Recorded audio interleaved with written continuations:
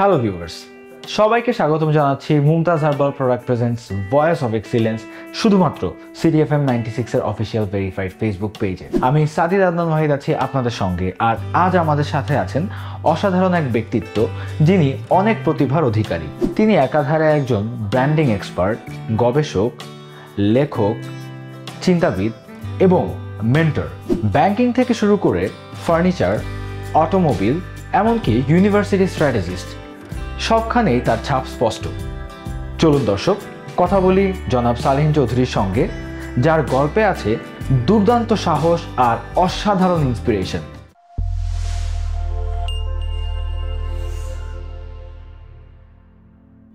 দর্শক চলুন আর দেরি না করে আমাদের আজকের এপিসোডের গেস্টকে স্বাগত জানাই।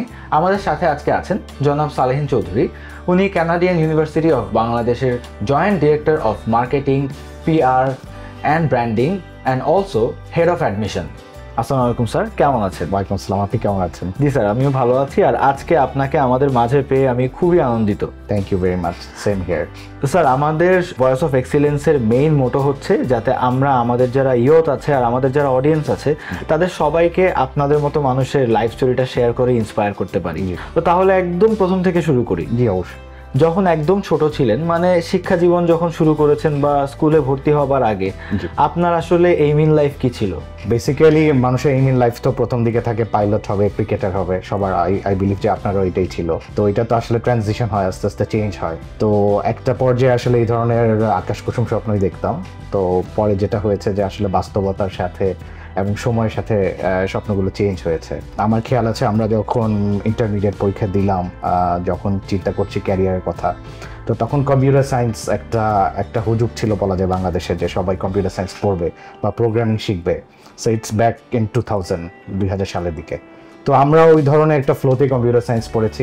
অবশ্যই এটা একটা নলেজ, এটা এখনো সাথেই আছে নলেজটা। বাট একটা পর্যায়ে ফিল করেছি যে আমি তো এক্সট্রোভার্ট মানুষ, তো আমি হয়তো মার্কেটিংয়ে কাজ করলে এবং পারিবারিক ব্যাকগ্রাউন্ড মিলিয়ে, সো ওরকম একটা চিন্তা ভাবনা থেকে আসলে মার্কেটিংয়ের দিকে আসা, যেটা আসলে আমাকে ব্যক্তিগতভাবে অনেক টানে।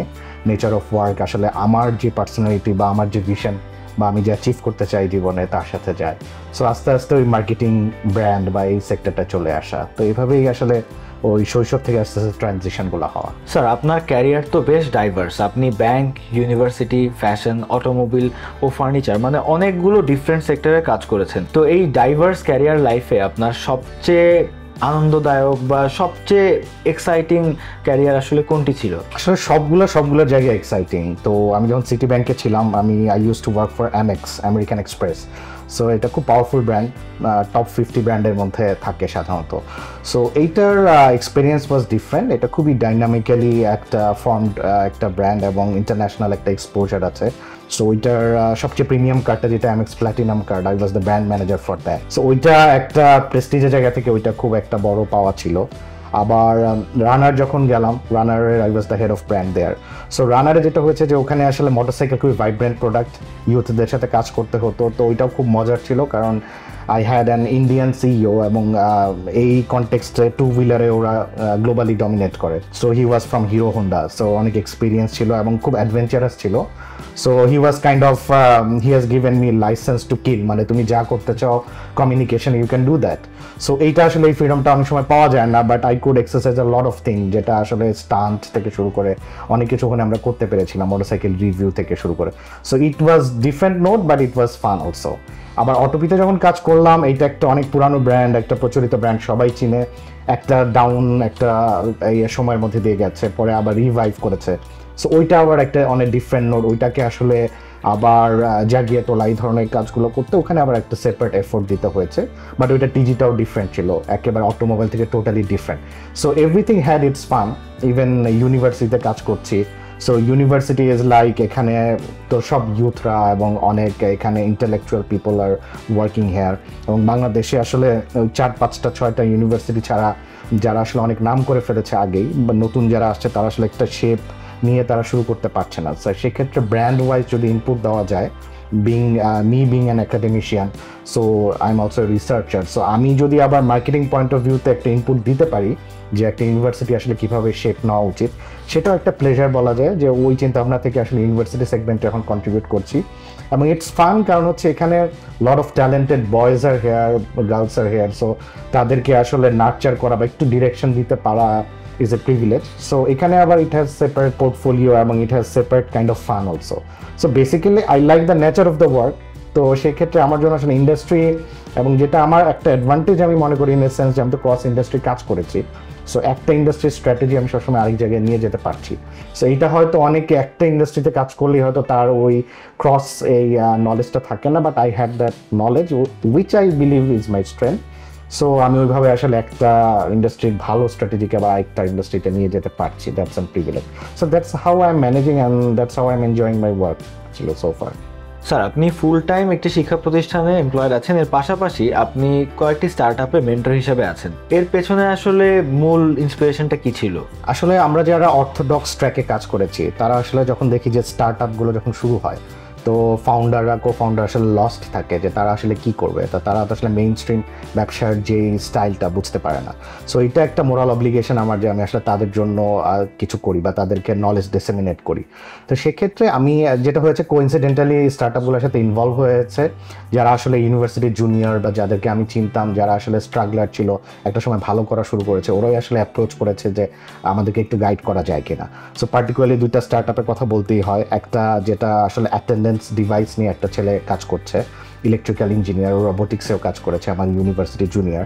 তো ও যখন আসলো যে আমি নিজে একটা অ্যাটেন্ডেন্স ডিভাইস বানিয়েছি, এটাকে ব্র্যান্ড করে দেন, তো তখন আই গেভ দিস নেম যে হাজিরা।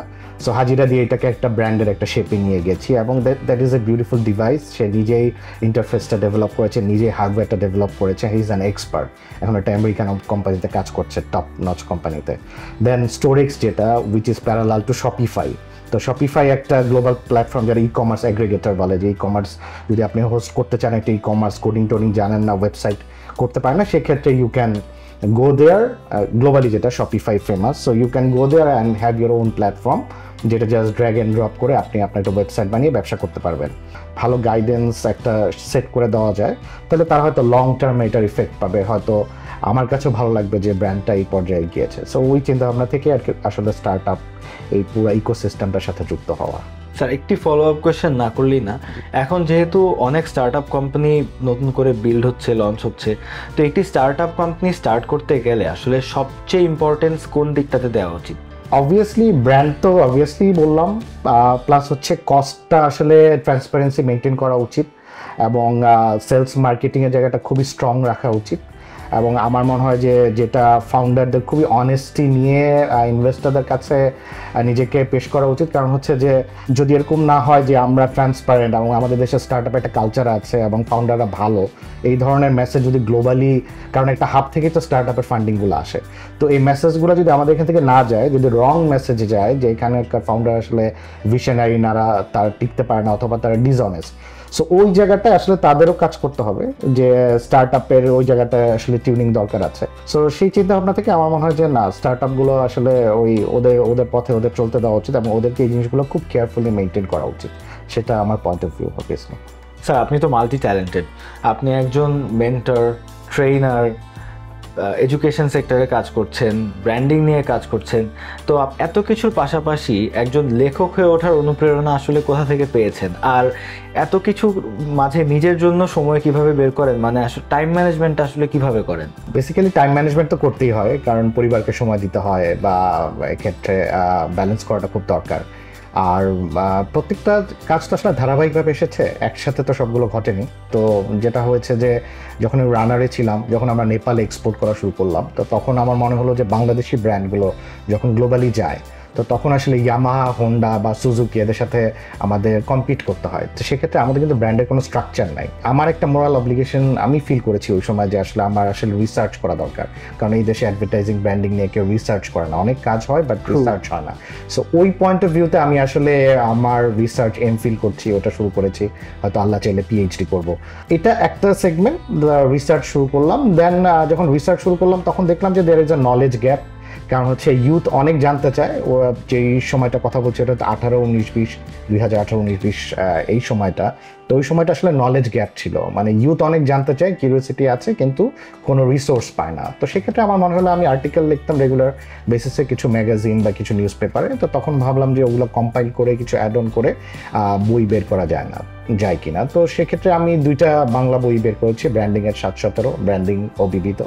ব্র্যান্ডিংয়ের 717 বইটা প্রায় 4টা মুদ্রণ শেষ হয়ে গেছে, বইমেলায় থাকে সবসময়, স্বরীয় প্রকাশনী থেকে বের হয়েছে। আর 2টো ইংলিশ বই বের করেছি, branding simplified and brand and beyond, যেগুলো অ্যামাজনেও পাওয়া যায়। এগুলো থেকে আসলে আমি অনেক ফিডব্যাক পেয়েছি। ইউথরা বা যারা আসলে প্রফেশন সুইচ করতে চাচ্ছে বা আর্লি প্রফেশনে আছে, তারা বইগুলো থেকে অনেক বেনিফিটেড হয়েছে। তো এইটা আসলে আমাকে এনকারেজ করেছে লিখে যাওয়ার। সো ওটা করেছি একটা পর্যায় পর্যন্ত। দেন শিক্ষকতা আসলে যখন গবেষণা করা হয় তখন আসলে ওটাকে সাপ্লিমেন্ট করে শিক্ষকতা প্রফেশনটা, কারণ কর্পোরেটে এটা খুব রেসপন্সিবল জায়গা থেকে আসলে করা যায় না, এই ইনভেস্টমেন্টটা করা যায় না, সময়ের ইনভেস্টমেন্ট। তো সেক্ষেত্রে শিক্ষকতা একটা কনসিকুয়েন্স ছিল। আমি মার্কেটিং পড়িয়েছি একটা ইউনিভার্সিটিতে, প্রায় পুরো কোভিডের সময়টাই পড়িয়েছি বেসিক্যালি। সো ওই সময় আবার ওটার একটা ইনভলভমেন্ট ছিল। তো বেসিক্যালি ফেজ আফটার ফেজই সব এসেছে। আর ডেইলি বেসিসে আমি যেটা করি যে আমি আসলে একটা মি টাইম রাখি। আমি ইউথদেরকে বলবো যারা মার্কেটিং ব্র্যান্ডিং নিয়ে প্যাশনেট, যে আমি হয়তো আধা ঘন্টা 40 মিনিট রাখি যে I just walk and see through the brands আসলে কীভাবে গ্রো করে। এটা কিন্তু আমার একটা ডেইলি রুটিনের একটা পার্ট। ফর এক্সাম্পল হয়তো 8:30 থেকে 9:30 রাতের বেলা আমি যখন আমার একটা জোন আছে, যে ওই টাইমটা আমি আমার নিজেকে টাইম দিই এবং আমি আমার অবজারভেশন পাওয়ারকে ডেভেলপ করার চেষ্টা করি। সো এটা খুবই ইম্পর্ট্যান্ট। বা অনেক ক্ষেত্রে মানুষ মনে করে যে আড্ডা দেওয়াটা আসলে নেগেটিভ একটা ব্যাপার। তো সেক্ষেত্রে আমার কিন্তু আড্ডা একটা লার্নিংয়ের পার্ট। সো আমি আড্ডা যখন দিই I get A lot of inputs as a brand guy or as a marketing guy. So এগুলো একটু মাইক্রো ম্যানেজ করলে, আমার মনে হয় টিউনিং করলে, একটু ডিসিপ্লিনের মধ্যে থাকলে হয়তো নিজেকে গ্রোথ করানো সম্ভব এবং আপনি আসলে সবই ম্যানেজ করতে পারবেন টেকনিক্যালি। সো আমার মনে হয় যে এটা আসলে আমাদের ইউথরাও চেষ্টা করলেই পারবে, হয়তো ওই ডিসিপ্লিনটা দরকার বা ওই ডিজায়ারটা দরকার। সো ওইভাবে ম্যানেজ করে যাচ্ছি আর কি। স্যার, আপনার দৃষ্টিতে বাংলাদেশের তরুণ সমাজের সবচেয়ে বড় শক্তি এবং দুর্বলতার দিক কোনটি, এবং তারা কিভাবে এগুলোকে অতিক্রম করে দেশটিকে আরও ভালোভাবে রিবিল্ড করার জন্য সামনে এগিয়ে যেতে পারে? আসলে তরুণদের নিয়ে তো দীর্ঘদিন ধরে কাজ করছি, আনঅফিসিয়ালি কাজ করে গেছি, এখন অফিসিয়ালি করছি। তো তরুণ প্রজন্মকে আমার মনে হয় খুবই প্রমিসিং, কারণ তাদের মধ্যে একটা এনার্জি আছে এবং আপনাকে এটা মেনে নিতে হবে যে বাংলাদেশের মেজরিটি ডেমোগ্রাফিক অ্যানালাইসিস যদি করেন, এখন তরুণ প্রজন্মে অলমোস্ট 55-60% যাদের বয়স হয়তো 30 এর আশেপাশে। এখন এইটা একটা দেশের জন্য কিন্তু সৌভাগ্য। সব দেশের এই স্টেজটা আসলে তারা একটা সৌভাগ্যবান হয়, কারণ তারা অনেক কিছু করতে পারে, ইউথ তাদেরকে ইউজ করা যায়। তো আমার মনে হয় যে যদি তাদেরকে গাইড করা যায়, কারণ তরুণদের মধ্যে একটা শক্তি আছে, প্রাণ চাঞ্চল্য আছে, এবং এটা তো আমরা দেখতেই পাচ্ছি যে তারা আসলে অনেক পরিবর্তন করতে পারছে। যেরকম আমরা যেটা করেছি, যে আমরা যখন ব্র্যান্ডিং অ্যাডভার্টাইজিংয়ে ক্যারিয়ার করেছি, আমরা কিন্তু মনে মনে অথবা প্রকাশ্যে কাউকে গুরু মেনেছি, কারণ এটা অনেকটা গুরুমুখী বিদ্যা বলা যায় যে অ্যাডভার্টাইজিং ব্র্যান্ডিং। সো ওই কালচারটা থেকে আমরা বের হয়ে যাচ্ছি কিনা তাদের চিন্তা করা দরকার। কারণ হচ্ছে তারা আসলে কাউকে না কাউকে মেন্টর হিসেবে নিতে হবে। হয়তো সবাইকে ভাল লাগবে না, অল্প কয়েকজনকে ভাল লাগবে, যাকে মন থেকে ভাল লাগবে তার সাথে আলাপ করতে হবে, তাকে ফলো করতে হবে, হ্যাঁ, তার ফুটস্টেপস ফলো করতে হবে। তো এই ধরনের গাইডেন্স থেকে যাতে তারা নিজেদেরকে বঞ্চিত না করে অথবা বঞ্চিত না হয়, আমি চাবো যে তাদের পাওয়ারটা, কারণ দে আর ভেরি, যেই ফিলোসফিতে তারা বিশ্বাস করে, they are very loyal to it. This is one of the super power of this generation. Sir, আমরা আমাদের অনুষ্ঠানের একেবারেই শেষ প্রান্তে চলে এসেছি, কিন্তু যাবার আগে আপনাকে একটি লাস্ট কোয়েশ্চেন করতে চাই। আপনার লাইফ নিয়ে ফিউচার প্ল্যান কি, এবং আপনি নিজেকে এবং সমাজকে 5 বছর পরে কোথায় দেখতে চান? Thank you very much. আসলে যেটা করে যাচ্ছি সেটাই তো আসলে ফিউচার প্ল্যান ছিল, যে আমি হয়তো রিসার্চ করে কিছু ফাইন্ডিং দিয়ে যাব আমার যে জগৎটা, অ্যাডভার্টাইজিং বা মার্কেটিং এই জগতে। কারণ এখানে আসলে আন্দাজের উপর অনেক কিছু হয়, বাট এখন একটা সময় এসেছে যে অ্যানালিটিক্স বা অ্যানালাইসিস করে আমাদেরকে আগাতে হবে, কারণ পৃথিবী খুব ফিয়ার্স, কম্পিটিশন খুব বেশি। তো সেই জায়গাটা তো কাজ করে যাচ্ছি, প্লাস অ্যাওয়ারনেস যত মিডিয়া আছে, লেখালেখি যেভাবে পাচ্ছি চেষ্টা করছি, কন্ট্রিবিউট করে যাচ্ছি, ফিডব্যাকও পাচ্ছি। তো দ্বিতীয়ত আমার যে ইচ্ছাটা, থ্যাঙ্কস ফর দ্য কোশ্চেন, যে আমি আসলে নিজেকে কোথায় দেখতে চাই।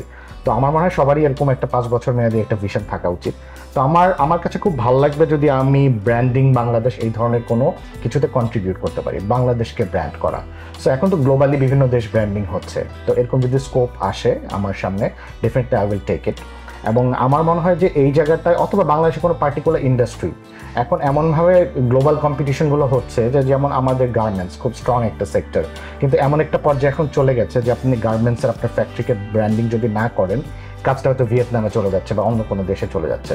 So this is high time দেশকে ব্র্যান্ডিং করা, নাম্বার ওয়ান। দ্বিতীয়ত হচ্ছে বিভিন্ন ইন্ডাস্ট্রি, পার্টিকুলার ইন্ডাস্ট্রি ধরে ধরে ব্র্যান্ডিং করা, বা আইটি টেক এটাকেও ব্র্যান্ডিং করার হয়তো সময় এসে গেছে।